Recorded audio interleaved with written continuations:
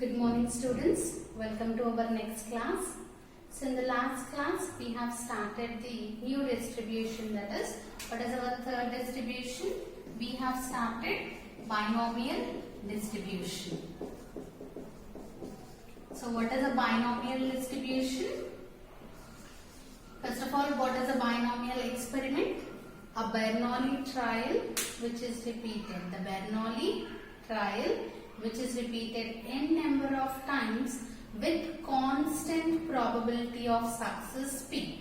So with constant p value, if Bernoulli trial is repeated n number of times, then that is called as a binomial distribution, where we find the probability of x times of occurring a success in total n number of trials. So out of total n trials, we are going to find the x number of successes, where we know that always for binomial distribution, remember bi means 2, only 2 outcomes will be there. So the result of a random experiment will be either of the 2 possible outcomes which is repeated n number of times. So we have seen different examples for the binomial distribution, such as if you are checking the number of defectives. So out of total 50 units, so 50 values, you have a population. In that you have 50 products. So in that 50 products, how many are defective? So here you will be having only 2 types of outcomes. Our random variable takes 2 values only, that is, either that product is defective or the product is non-defective. So only 2 outcomes are there. So that kind of distribution is called as a binomial distribution. Similarly, tossing of a coin, we know it is a very good example. The only 2 outcomes will be there. So if the trial is repeated some number of times, suppose some 240 times. So in that 240 times, the successes, number of successes, here I am considering as number of heads. So number of heads, how many times it is occurring? So number of heads, if x equals to number of head, x equals to 8. So probability of x equals to 8, that means the head is occurring 8 times. What is the probability if the experiment is repeated some 20 times, 30 times, like that. So we will be finding different probabilities. That is the probability of x success, that is x equals to 8, like that. Or x, you can find the cumulative probability also, that is x less than or equals to 8. Means up to 8 only we will be considering the values, like that. So now we have seen the PDF also, PMF also for the binomial distribution. So what is the PMF of the binomial distribution? So the PMF of binomial distribution is given as, so keep practicing the PMF. The PMF, it is denoted with P of x. So P of x equals to NCX P power x Q power n minus x, where x takes the value 0, 1, 2, so on, n, and 0 otherwise, where q equals to 1 minus p. So always q is equals to 1 minus p. So this is the PMF of the binomial distribution. So out of n trials, we are taking some k number of success we are measuring. So NCX, P power x, Q power n minus x is the PMF for the binomial distribution. So what are the different conditions for the binomial distribution? There are 4 different conditions for the binomial distribution. So what are those 4 different conditions? The first one is the trials, whatever you are making, that is number of trials should be fixed, that is n is fixed. Second one is whatever the outcomes you have, the outcomes, each trial results the 2 outcomes, right? So those 2 outcomes must be mutually exclusive. So every trial, each and every trial results in only 2 outcomes. That should be a mutually exclusive outcomes, and the third one is the trials are independent. So whatever, how many trials we are making, all the trials should be independent. They should not be dependent on each other. And the fourth one is P is constant in all trials. So if you are making n number of trials, in all those n number of trials, your probability of success P should be constant. So right from the first trial to the nth trial, in all the trials, the P value should be constant. So these are the physical conditions for the binomial distribution. Now we know this is the PMF for the binomial distribution. But how to derive this PMF, we will see now. How this PMF is derived.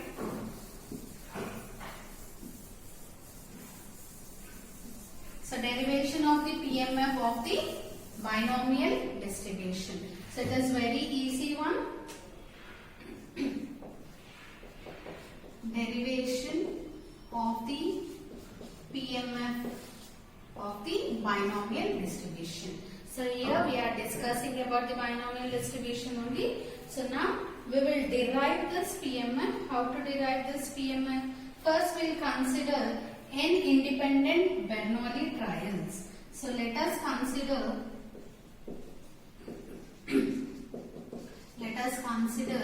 n independent Bernoulli trials. Let us consider n independent Bernoulli trials with constant probability of success, with constant probability of success.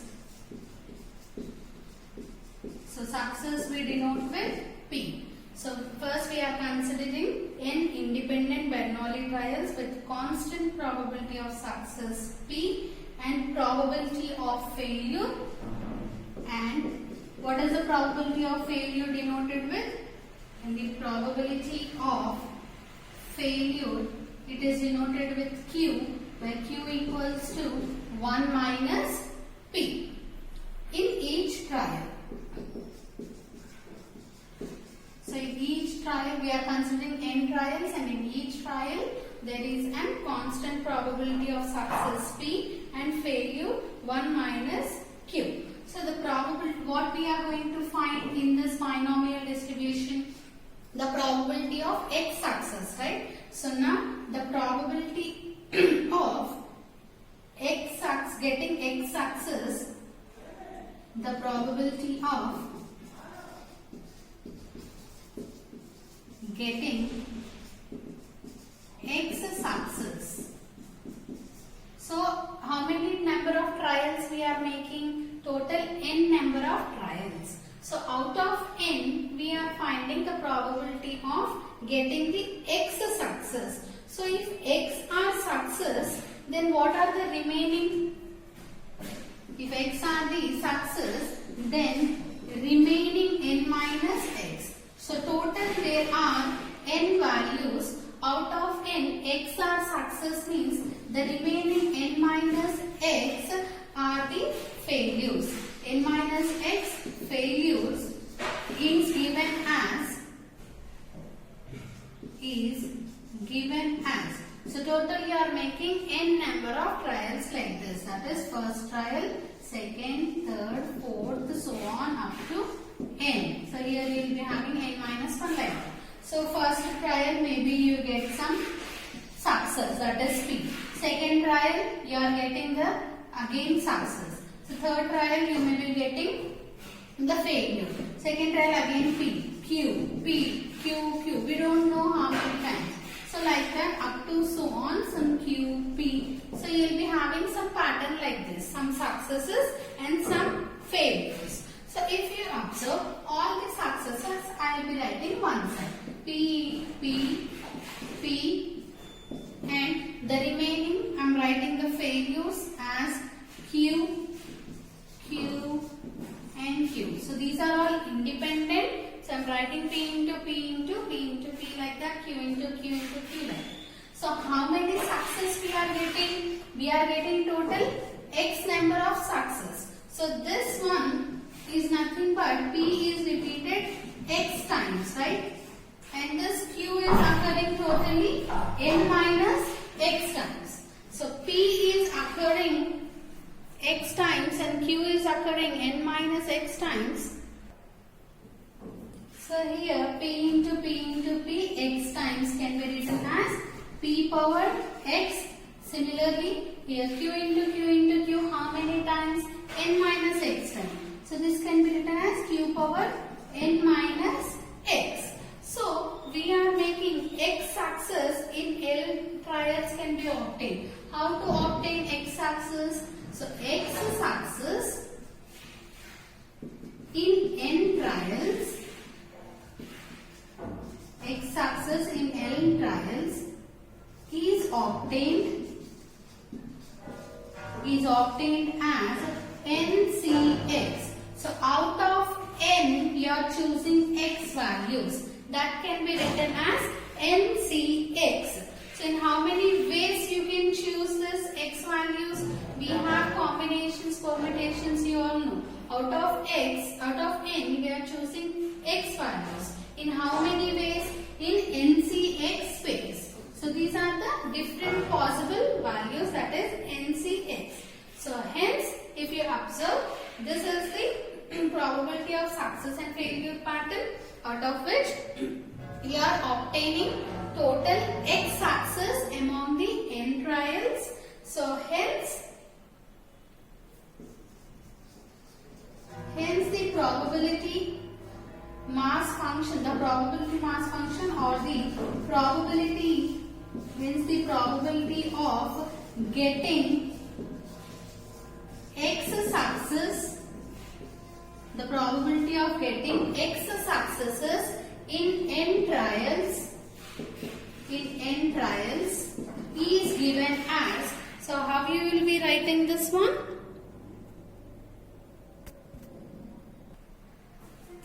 So combine these two. In NCX ways we are getting P power x and Q power n minus x. So that is nothing but which is equals to P of x equals to NCX P power x Q power n minus x. So in this way we can derive the PMF of the binomial distribution. So this is an important for short also, how to derive the PMF for the binomial distribution. First thing is, we are going to consider the n independent Bernoulli trials, because the n times repeated Bernoulli trial is nothing but the binomial experiment.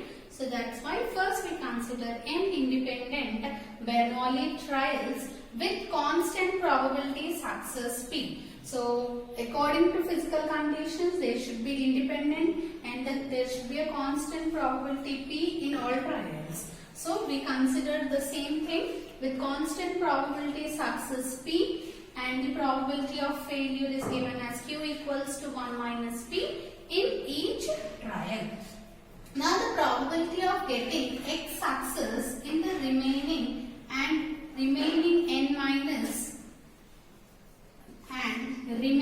n minus X failures is given as, so the pattern we are just writing if the experiments repeated total n number of times. So you may be getting some pattern like this, that is some P's and some Q's. So in some trials we will be getting the success and in some trials we will be getting failure. So this can be given in this pattern. So P, you know, we are finding X number of success. So you will be getting P X times, that can be written as P power X, and Q you will be getting the remaining n minus X times. So you will be writing Q power n minus X. So here we are finding X success in n trials can be obtained in NCX ways. So out of total n, we are finding X number of success in NCX ways. So hence the probability of getting X success in n trials is given as P of X equals to NCX P power X Q power n minus X. So this is the derivation of the PMF for the binomial distribution.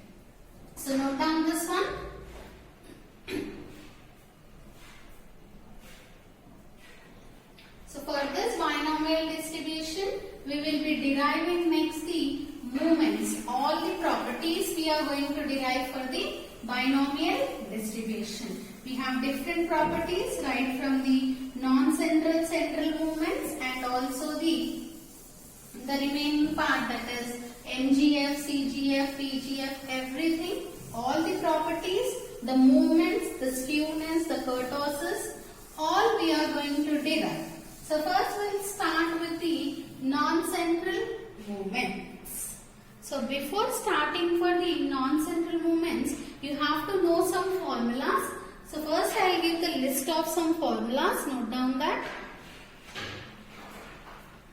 So what are the non-central movements generally?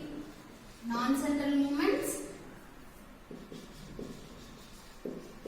So we are going to derive the rth non-central movement. If you are considering the rth non-central movement, what is the formula?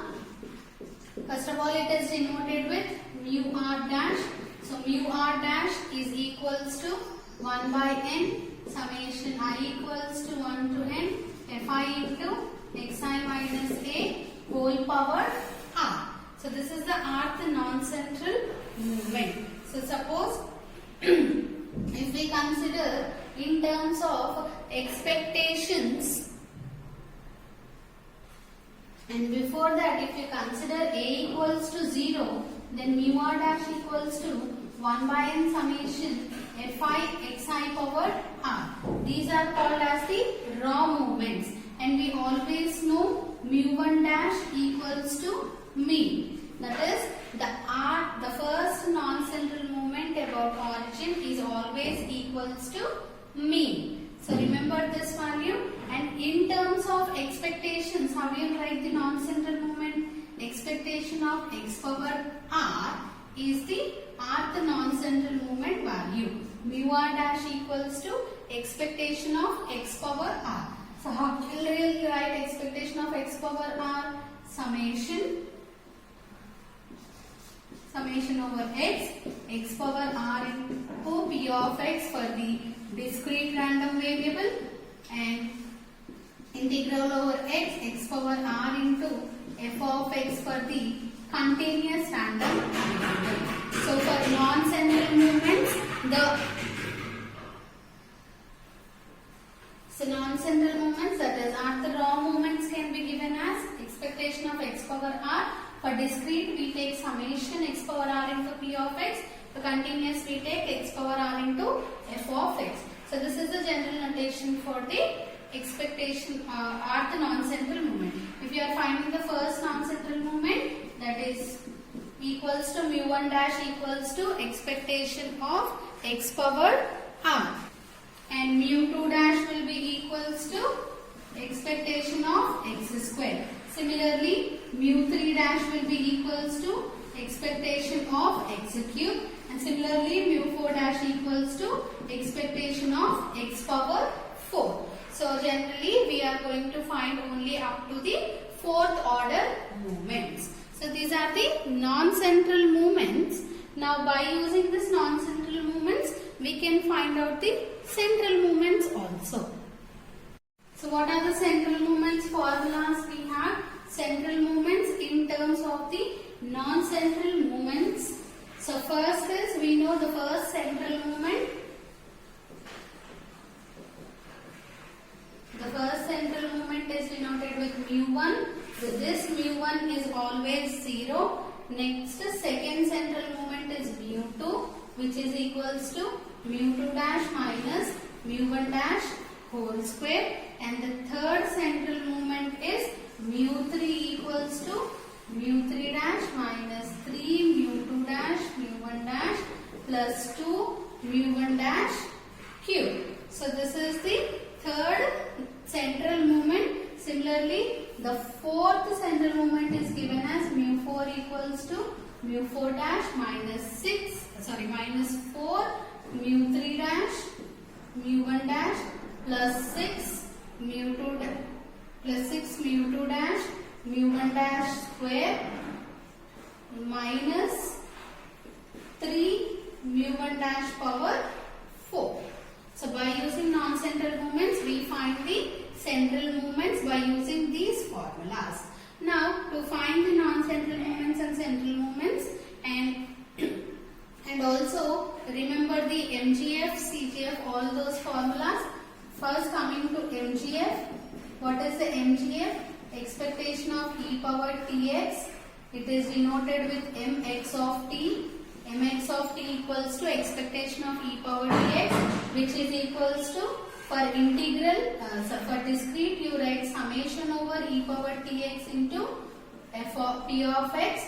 For continuous you write integral over x e power tx into f of x. So this is the MGF. Suppose if you want to find the cumulant generating function, that is kx of t. So kx of t is given as expectation of, log of mx of t. So for this MGF, if you write for the MGF, if you apply the log, then we will be getting the kx of t.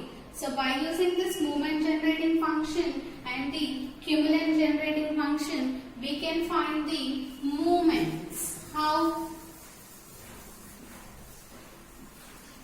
So this is all completed in your last sem only. Just I am recalling it. So if you have the mx of t, so in mx of t, how to find the mu r dash? Mu r dash equals to d power r into dt power r of mx of t at t equals to 0. So after getting the moment generating function, by differentiating that moment generating function, we get the different non-central moment. If you differentiate for the first time, you get the mu1 dash value. If you differentiate second time, you get mu2 dash value.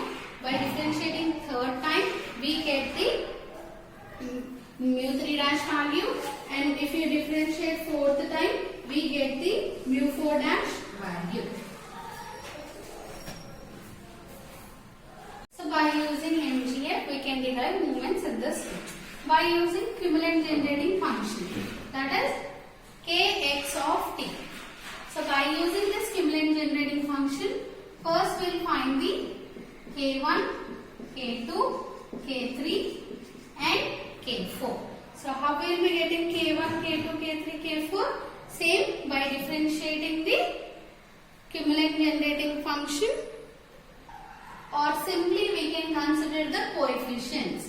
The kr will be equals to coefficient of t power r by r factorial in kx of t.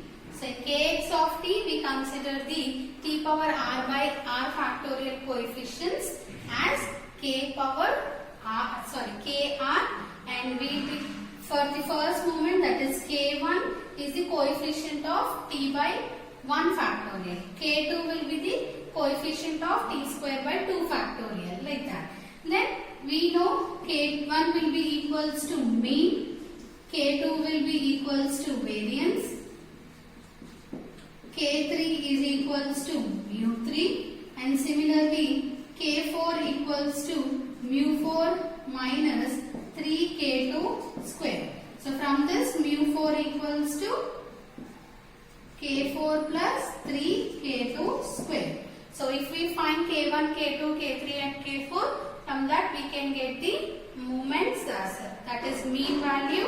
K1 is the mean value, k2 is the variance value, k3 is the mu3 value, and mu4 is the k4 plus 3k3 square, k2 square. So by this, by using MGF and CGF, that is cumulant generating function, we can derive the moments. And next is we have the characteristic function. So what is a characteristic function?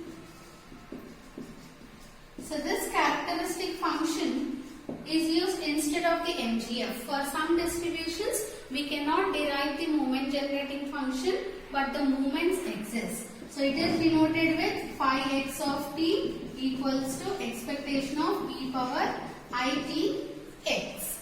So these are the different properties we are going to derive for the different distributions. So how you will get this one? Kx of t, this is equals to e power I t x. Expectation of e power I t x means summation over x e power I t x into p of x. Similarly, continuous means integral over x e power I t x into f of x. So, moment, we know how to find the non-central moments formulas I have given, central moments formulas I have given, next moment generating function and cumulant generating function. By using MGF and CGF, how to derive the moments. So, after moments, next concept we need to know about is skewness and kurtosis. Skewness, kurtosis. So, this skewness helps us to know about the type of a curve, that is, it is how much skewed is it. Is it a skewed distribution or a symmetrical distribution can be known by using the coefficient of skewness. So, coefficient of skewness is given as beta 1 equals to mu 3 square by mu 2 cube. So, we will be getting the moments, right? Mu 1, mu 2, mu 3, mu 4. After getting moments, next we find the beta 1, that is coefficient of skewness, mu 3 square by mu 2 cube. If beta 1 equals to 0, then the distribution is symmetric. Beta 1 less than 0, positively skewed. Beta 1 greater than 0, negatively skewed. Coming to kurtosis. In kurtosis, the coefficient of kurtosis is beta 2. So, beta 2 equals to mu 4 by mu 2 square. So, by comparing this coefficient of kurtosis, if beta 2 equals to 3, that is a normal curve. Then other than less than 3 or greater than 3 are called as the mesokurtic and the platykurtic. Leptokurtic and platykurtic curves. So, the type of the curve, that is the sharpness or the peakedness, the flatness or the peakedness of the curve can be known by the kurtosis. Then we will find all these properties for the different distributions.